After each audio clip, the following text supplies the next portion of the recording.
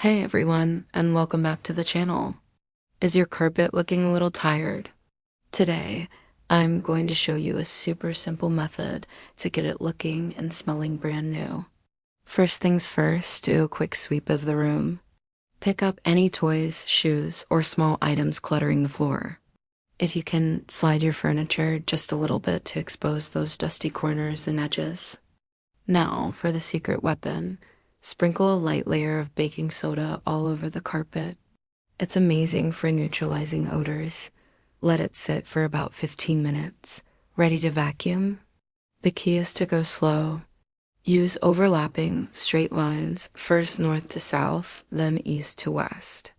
This helps lift dirt from every single fiber. Once you're done, a light mist of fabric freshener is the perfect finishing touch. Look at that.